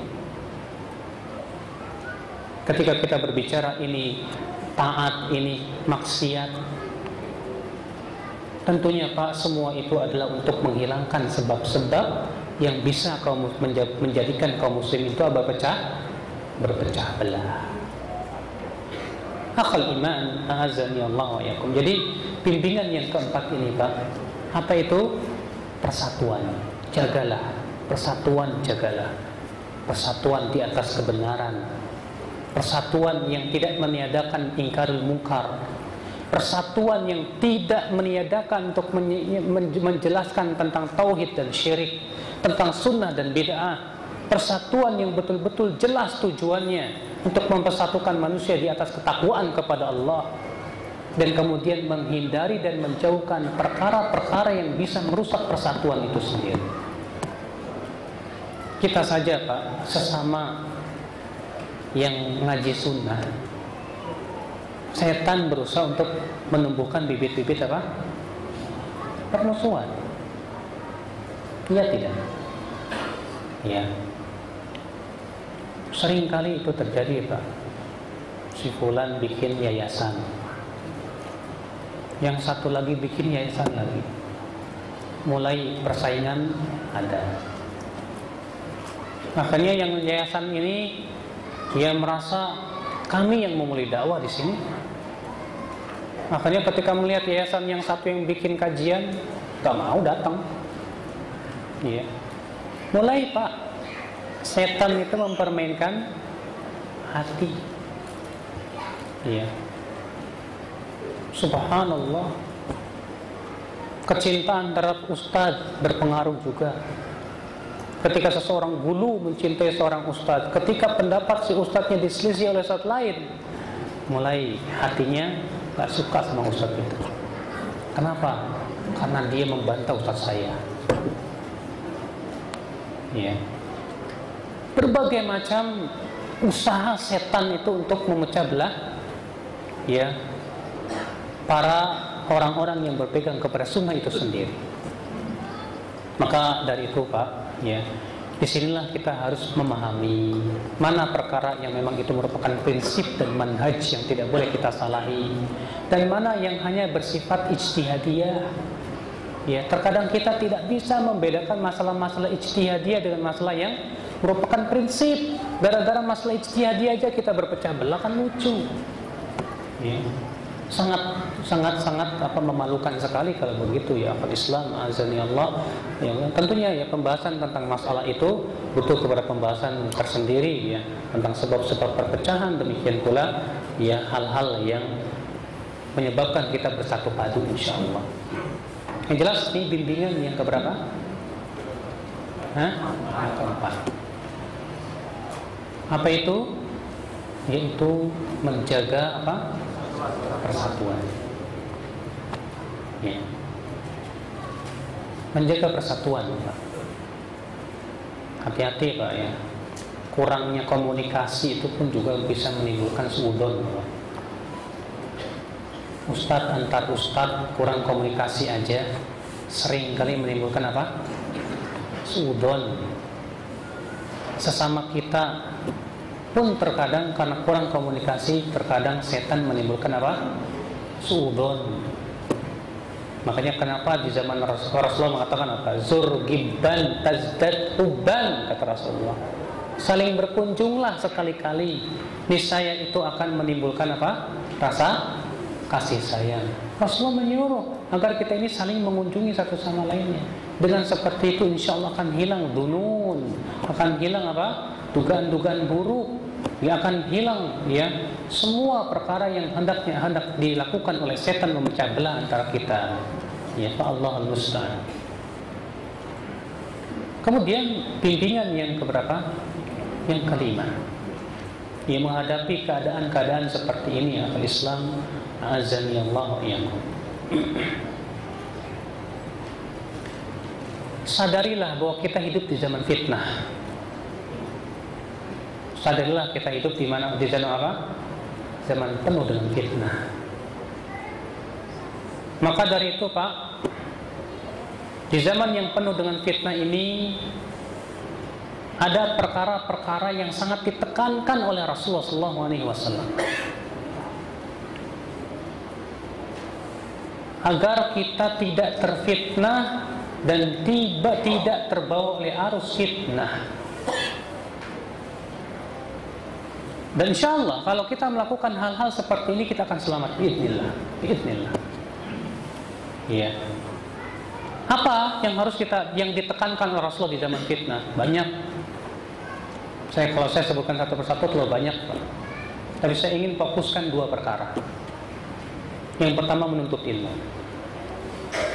Yang pertama apa? Menuntut ilmu, Pak. Itu penting sekali itu.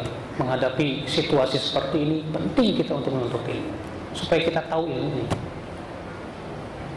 Rasulullah SAW bersabda apa? Innakum asbahtum fi zaman, kalian berada. Ya Rasulullah di sini sedang berbicara kepada para sahabat. Innakum asbahtum fi zamanin katsirin fuqaha'u ya wa qalilin khutaba'uhu katsirin su'aluhu wa katsirin mu'tuhu wa qalilin su'aluhu al-amalu fi khairum minal ilm. Kalian berada di suatu zaman yang ulamanya banyak dan penceramahnya sedikit. Yang minta-mintanya sedikit, yang memberinya banyak. Dan beramal di zaman ini kata Rasulullah lebih baik daripada berilmu. Nanti akan datang kepada kata Rasulullah yang ulamanya sedikit, penceramahnya apa? Banyak. Yang minta-mintanya banyak, yang memberinya apa? Sedikit. Kata Rasulullah, al-ilmu fihi khairum minal amal. Berilmu di zaman itu lebih baik daripada beramal. Subhanallah, ternyata Rasulullah mengatakan menuntut ilmu di zaman sekarang ini, Pak. Di zaman sekarang ini penceramahnya banyak banget loh, Pak. Tapi ulamanya, fuqahanya sedikit. Maka Rasulullah mengingatkan di zaman ini agar menuntut ilmu. Di zaman ini loh, Pak, yang minta-minta banyak loh, Pak. Tapi yang ngasih sedikit. Maka Rasulullah mengabarkan al-ilmu fi khairum minal amal. Di saat itu berilmu lebih baik daripada beramal. Bukan berarti kita tidak mengamalkan ilmu, tidak. Subhanallah, sebuah bimbingan yang besar dan agung buat kita semuanya, Pak. Di zaman ini jangan lupa menuntut ilmu. Tapi sayang, Pak, banyak orang yang melecehkan menuntut ilmu. Antum pernah baca yang sebuah buku yang berjudul Ikhwanul Muslimin Anugerah Allah yang Terzalimi? Pernah baca buku itu? Apa kata dia? Dengan sombongnya dia berkata begini, apakah problematika umat akan selesai dengan hanya membaca kitab Fathul Majid? Apakah problematika umat akan selesai dengan hanya membaca kitab Syarah Kitabut Tauhid, dengan membaca kitab Aqidah Thahawiyah? Seakan-akan Pak, ya, dari ucapan dia mengatakan bahwa nuntut ilmu itu enggak memberikan solusi. Kita duduk membaca kitab Tauhid, Fathul Majid, ya, Aqidah Thahawiyah, tidak memberikan solusi. Inna lillahi wa inna ilaihi raji'un. Padahal Rasulullah mengatakan di zaman ini justru berilmu lebih baik, lebih penting daripada sebatas berkuar-kuar berorasi dan yang lainnya. Menuntut ilmu dulu, Pak. Dengan ilmu itu kita bisa menentukan sikap yang terbaik. Iya. Subhanallah. Maka dari itu Bapak sekalian, ya, nasihat para ulama untuk menuntut ilmu jangan tanya terlalu banyak. Keutamaan-keutamaan dalam Al-Quran dan hadis tentang menuntut ilmu jangan Anda tanya terlalu banyak, dan sudah seringkali para ustadz menyampaikannya kepada antum. Maka ya akhi, ya, nasihat atau bimbingan yang kelima buat antum yang terpenting di zaman ini untuk menghadapi sikap-sikap seperti itu, yaitu dengan apa? Menuntut ilmu. Dengarkan sebuah kisah yang terjadi di zaman Rasulullah. Kata Umar bin Khattab, dan ini kejadian, hadis ini dikeluarkan oleh Imam Bukhari dalam sahihnya. Kata Umar, kunna natanawabul ilm ana wa sahibu wa jarun li. Kami dahulu di zaman Rasulullah SAW saling bergantian untuk apa? Menuntut ilmu kepada Rasulullah, saya dan tetangga saya. Fa idza dhahabtu ana ila majlisi Rasulillah, kalau aku yang pergi ke majlis Rasulullah untuk menuntut ilmu di majlis Rasulullah di sana, maka tetanggaku yang mengerjakan ladangku. Setelah itu aku pulang di sore hari dan mengabarkan apa yang aku dengar dari Rasulullah. Besoknya tetanggaku yang pergi dan aku yang mengerjakan ladangnya.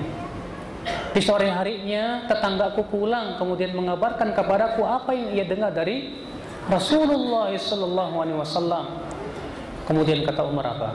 Dan pada waktu itu dada-dada kami sesak karena kami mendengar bahwa Raja Ghassan akan menyerang kota Madinah.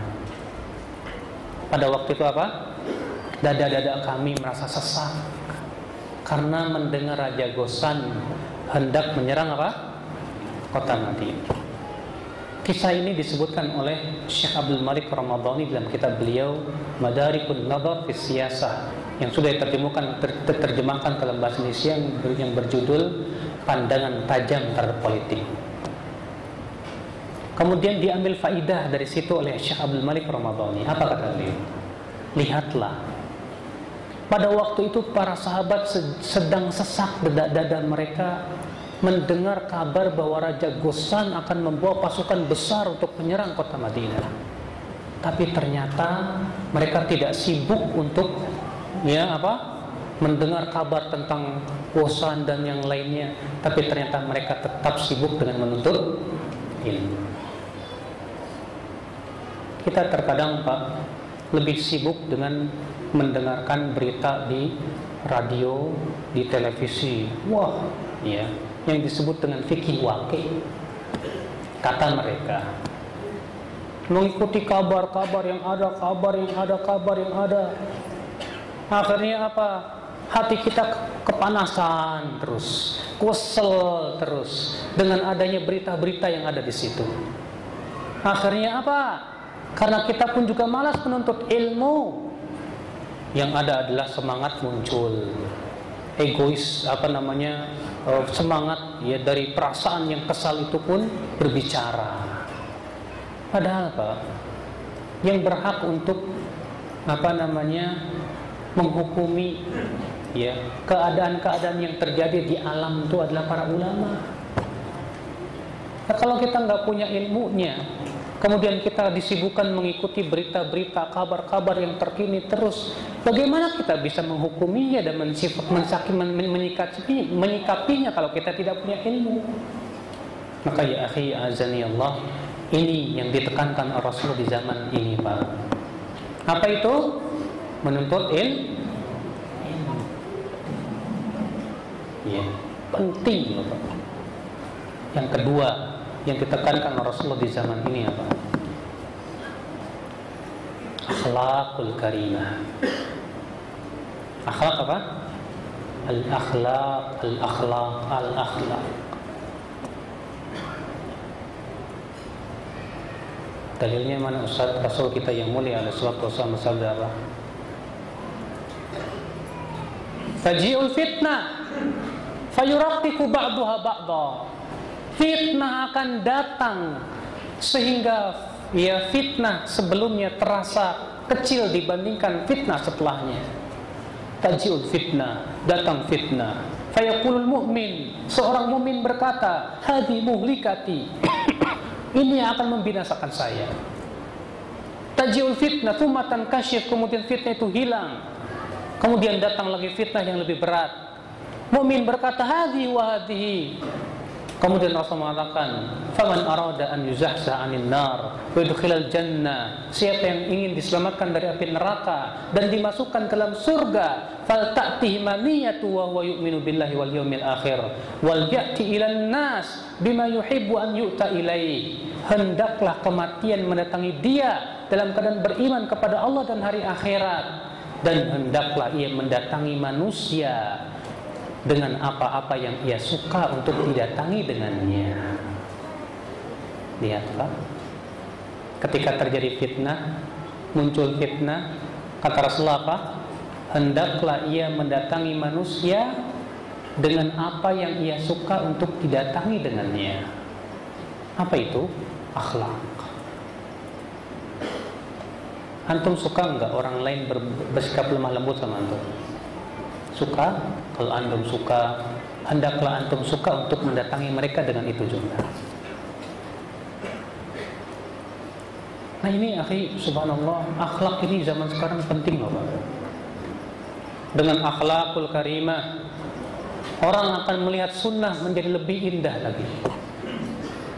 Dengan akhlakul karimah, orang kafir pun ketika melihat umat Islam akan tercengang, masya Allah, akan keindahan akhlak mereka. Ya, dahulu Pak, ketika kaum muslimin menguasai negeri-negeri kafirin Pak, disebutkan dalam sejarah bahwasanya negeri-negeri kafirin itu justru sangat berharap penduduknya untuk dikuasai oleh kaum muslimin, karena mereka mendengar bagaimana akhlak-akhlak para sahabat. Bayangkan, ya, mereka mendengar bagaimana akhlak-akhlak para sahabat yang luar biasa, yang luar biasa luhur sekali, sehingga mereka bahkan malah penduduknya berharap sekali supaya dikuasai oleh kaum muslimin. Terlebih di negeri-negeri mereka pada waktu itu diberikan pajak-pajak yang begitu memberatkan, sementara mereka mendengar bahwa Islam hanya sebatas memberikan setengah dinar saja. Ya, terlagi-lagi berbagai macam akhlak yang buruk tersebar di kalangan mereka. Ternyata mereka mendengar bahwa para sahabat luar biasa akhlaknya. Wallahi, ketika kaum muslimin akhlaknya luar biasa, mereka akan disegani oleh kawan dan lawan. Tapi kenyataan terkadang subhanallah jauh. Orang yang berpegang kepada sunnah malah serem di depan orang, Mbak. Iya. Mau senyum aja ya Allah berat. Iya, yang ada apa? Abasa wa tawalla. Yang ada adalah berpaling dan bermuka masam. Iya. Ya akhi azani Allah wa yakum, ya. Ini akhlak Pak. Maka dari itulah kita butuh kepada akhlak berupa kelemah lembutan. Kita butuh kepada akhlak berupa kesabaran. Bukankah kalau antum buka kitab-kitab para ulama yang berbicara tentang syarat orang yang ingin mengingkari kemungkaran, apa syarat yang mereka sebutkan? Di antaranya an yakuna rafiqan bima ya'mur, hendaklah dia bersikap lemah lembut ketika memerintahkan orang dan mengingkari orang. Antum baca kitab Al-Adab Syar'iyyah yang ditulis oleh Ibnu Muflih, dan beliau menyebutkan perkataan ulama yang banyak tentang pentingnya bersikap lemah lembut ketika mengingkari kemungkaran. Ya, pentingnya sabar dan menahan emosi ketika mengingkari kemungkaran. Nah itu Pak, ya. Sehingga pada waktu itu insya Allah maslahatnya akan terwujud dibandingkan dengan mafsadah-mafsadah yang ada. Nah ini akhi azani Allah, ya, 5 bimbingan barangkali yang saya ingin sampaikan kepada antum, atau 6 dalam menghadapi keadaan-keadaan seperti ini. Mudah-mudahan ya perkara seperti ini bermanfaat insya Allah buat kita semuanya. Ya, amin ya rabbal alamin. Segera cukup sampai di sini.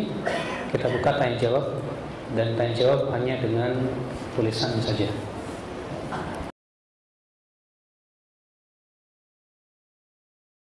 Assalamualaikum warahmatullahi wabarakatuh. Afwan, mohon dijelaskan kembali tentang kaidah mendatangkan manfaat dan menolak mudarat. Mendatangkan manfaat dan menolak mudarat. Bapak sekalian, ya,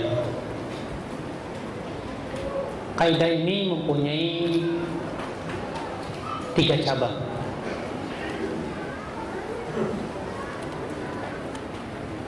Yang pertama, apabila dua-duanya manfaat. Yang kedua, apabila dua-duanya mudarat. Dan yang ketiga, apabila di sana ada manfaat dan mudarat. Kalau dua-duanya manfaat, maka kaidah yang harus kita pahami, kata para ulama, kalau dua-duanya manfaat, yang harus kita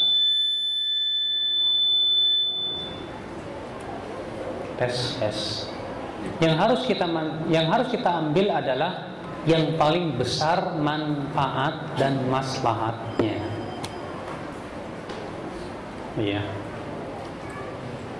Bagaimana merealisasikannya? Kita lihat dari sisi pertama hukumnya. Yang wajib lebih utama dari yang lebih manfaat daripada yang sunnah. Ya, manfaat untuk umum lebih banyak faedahnya daripada manfaat buat diri sendiri. Yang kedua, kalau dua-duanya mudarat, maka pada waktu itu kita ambil mudarat yang paling ringan. Kalau kita salah, memaju salah, mundur salah, melakukan mudarat, tidak melakukan pun juga mudarat. Coba kita timbang mana yang paling berat mudaratnya, maka kita tinggalkan, lalu ambil mudarat yang paling apa? Yang paling ringan. Ya. Adapun yang ketiga, kalau bertemu di situ manfaat dan mudarat, ini ada 3 keadaan. Keadaan yang pertama, manfaatnya lebih besar daripada mudaratnya, maka disyariatkan. Maka apa? Disyariatkan. Keadaan yang kedua, mudarat lebih berat daripada apa? Manfaatnya, maka diharamkan. Keadaan yang ketiga, manfaat dan mudaratnya seimbang, maka tawakuf, diam dulu, jangan bersikap. Ya, sampai betul-betul jelas di mata kita mana yang lebih besar mudaratnya dan mana yang lebih besar manfaatnya. Dan ini butuh kepada ya musyawarah dan tanya kepada para ulama, orang-orang yang mempunyai pengalaman. Ya, Allahu a'lam. Itu secara global ya.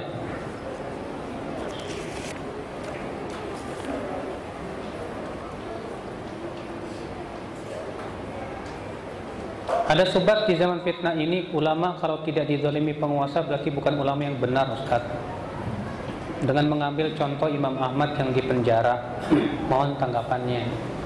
Kalau dizalimi dalam artian karena dia memegang kebenaran dan penguasanya yang zalim, ya betul, maksudnya nggak masalah. Karena banyak juga ulama yang tidak mendapatkan cobaan dari penguasa.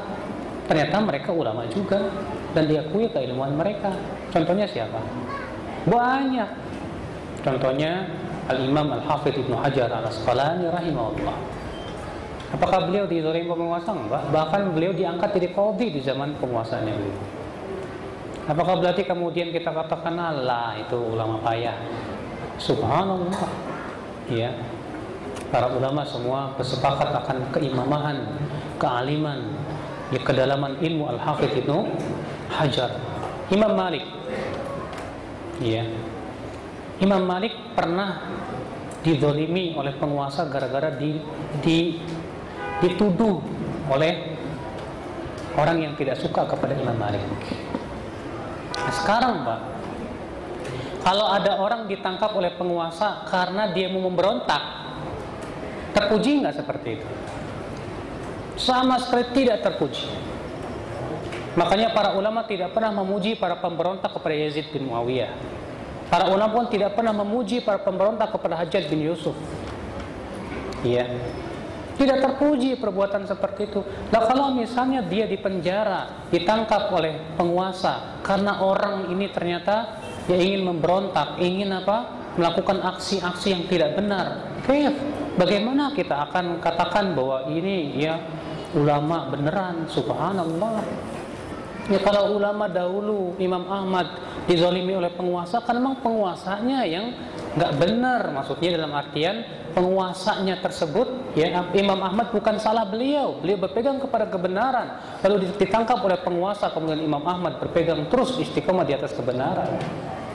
Imam Syafi'i ya waktu itu dizalimi, kenapa? Karena adanya tuduhan sampai diseret di atas kuda dengan kuda Imam Syafi'i karena dituduh bahwa beliau termasuk pemberontak, padahal beliau tidak. Iya. Demikian para ulama yang mereka itu disiksa seperti Imam Syekhul Islam Ibnu Taimiyah. Kenapa beliau masuk penjara? Dituduh oleh musuh-musuh beliau dari kalangan ahli bid'ah. Kalau keadaan seperti itu, subhanallah, ya tidak tercela, bahkan terpuji. Yang tercela adalah orang yang ditangkap karena mereka yang melakukan kesalahan. Itu yang tercela. Iya, yang tidak sesuai dengan syariat Islam.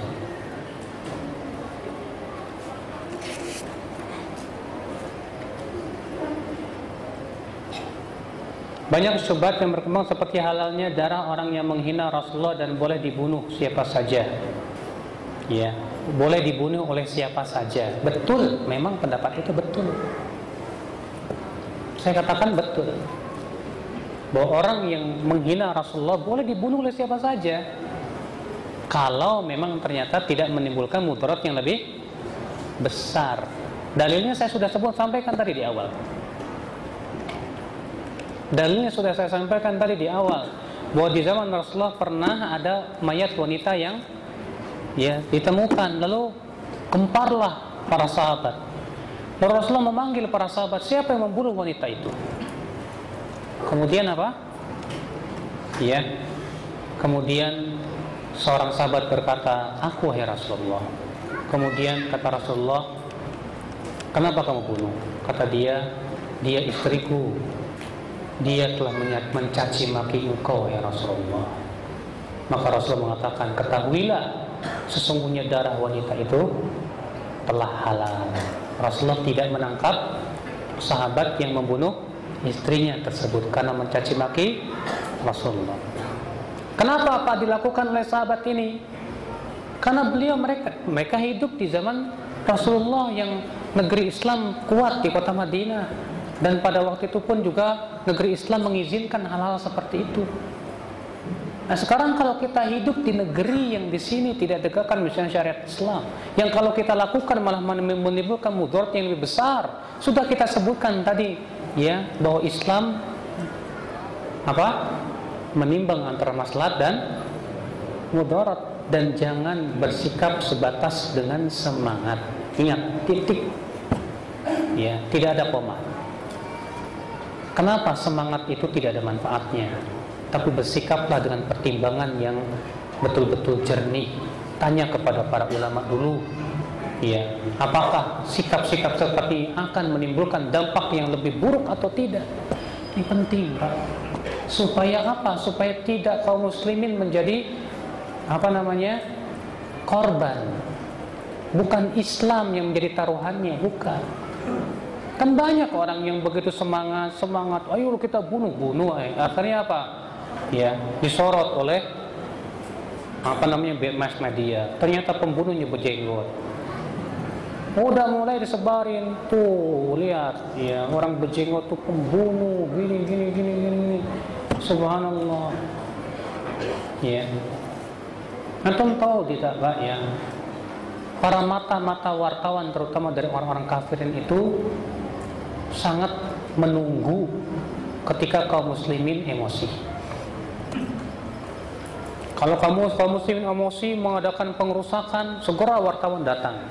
Wah, di senternya sama mereka, kemudian disebarkannya kemana? Ke Eropa, ke Amerika. Akhirnya apa? Simpatiklah negara Barat.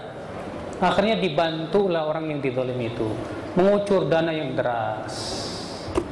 Makanya Pak, ya, orang-orang kafirin, Kristen dan yang lainnya, ya ketika mereka diserang oleh kaum muslimin, itulah kesempatan mereka untuk mendapatkan dana yang besar dari sana. Bahkan mereka siap pasang badan. Ya. Kan akhirnya yang rugi siapa? Kaum muslimin. Yang akhirnya rugi siapa? Kaum muslimin. Ya. Maka kalau kita hanya sebatas mengambil kaidah, orang yang mencaci maki Rasulullah itu harus dibunuh, betul. Enggak harus penguasa, betul. Memang ada ya kejadian itu di zaman Rasulullah. Tapi kan itu kaidah asal harus melihat kepada kondisi. Makanya seringkali Ibnu Hajar mengatakan hakadha taqarrara al-aslu walakin yakhtalifu bi ikhtilafil ahwal. Demikianlah dalil menunjukkan kepada hal itu, tapi dalam prakteknya kita harus melihat kondisi lagi. Kita harus melihat apa? Keadaan. Nah, orang kalau tidak faqih, sebatas semangat, saya sudah sebutkan tadi, ada dalilnya, ada ininya, sebatas ini, tapi tidak melihat keadaan yang lain, akhirnya dia letakkan hadis bukan pada tempatnya. Padahal kalau dia perhatikan hadis-hadis itu terjadi pada saat kaum muslimin kuat, punya daulah, dan pemerintah pun mengizinkan. Pemerintah pun apa? Mengizinkan. Ya, kemudian mau dibawakan hadis itu kepada keadaan sekarang. Di mana kefakihannya? Ya, sungguh tidak fakih orang seperti ini. Makanya para ulama ketika menyebutkan tentang syarat-syarat mufti, mereka pun memberikan syarat diantaranya harus fakih terhadap keadaan-keadaan di setiap zaman dan keadaan-keadaan tempat-tempat masing-masing orang yang bertanya. Harus. Ya, bahkan kata Ibnu Qayyim dalam kitab I'lamul Muwaqqi'in, seorang mufti yang tidak melihat keadaan orang yang bertanya di tempatnya, ini terkadang berat sekali ya akibatnya, besar mudaratnya. Silakan untuk baca dalam kitab I'lamul Muwaqqi'in ketika ya Ibnu Qayyim berbicara tentang masalah mufti dan ya fatwa. Subhanallah. Ini akal Islam azani Allah wa iyyakum. Jadi sekali lagi ya, bahwa memang betul bahwa membunuh orang yang mencaci maki Rasulullah SAW itu perkara yang diizinkan dalam syariat. Tapi sekali lagi tidak boleh dipraktekkan secara sembrono. Makanya para ulama kenapa sih mengikatkan di zaman sekarang tuh yang boleh melakukan itu hanya pemimpin saja? Karena kenyataan yang ada kaum musliminnya enggak fakih. Kenyataan yang ada kaum muslimin itu dalam mempraktekkan dalil sembrono, sebatas semangat tanpa melihat kepada apa? Keadaan. Ya, maka dari itu ya tentunya kita harus lebih berhati-hati dari itu. Allahu a'lam, segera cukup apa yang saya sampaikan, mudah-mudahan bermanfaat. Ya, qulu qouli hadza, apabila ada kesalahan itu dari saya dan dari syaitan, dan apabila ada kebenaran itu semua dari Allah. Ya, dan saya mohon maaf bila ada kata-kata yang tidak berkenan di hati. Subhanallahi bihamdi, asyhadu an la ilaha illa anta, astaghfiruka wa atubu ilaik. Wassalamualaikum warahmatullahi wabarakatuh.